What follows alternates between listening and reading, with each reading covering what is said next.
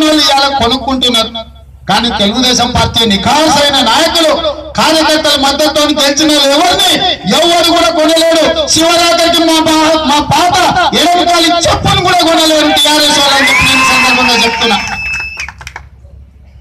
ఈ పార్టీ మాకు సమాజంలో గౌరవం ఇచ్చింది. ఈ పార్టీ పేదల పక్కన నిలబడి పోరాటం చేయమని మాకు ఈ పార్టీ అవకాశం ఇచ్చింది. ఇవాళ ఈ పార్టీ పసుపుపచ్చ జెండా అంటే పేదోళ్ళకు అండ.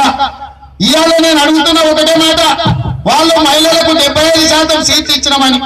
అమ్మా కవితమ్మ, నువ్వు చిన్నప్పుడు కాన్వెంట్ స్కూల్ కు పోయేటప్పుడు మా అన్న నందమూరి తారక రామారావు మహిళా రిజర్వేషన్ తెచ్చాడు తల్లి, కావాలంటే ఇంటికి పోయి మీ అయ్యని అడుగు ఈ మహిళా రిజర్వేషన్లు ఎవరు తెచ్చిరని. ఇది కాదు, ఆస్తిలో ఆడబిడ్డ కూడా అర్ధభాగం ఇవ్వాలని ఆనాడు శాసనాన్ని వేసి ఆస్తిలో అర్ధభాగం ఆడపడుచులకు ఇచ్చింది అన్న నందమూరి తారక రామారావు తప్ప నువ్వు మీ అయ్యనో మీ అన్ననో కాదని చెప్పి నేను ఈ సందర్భంగా చెప్తున్నా.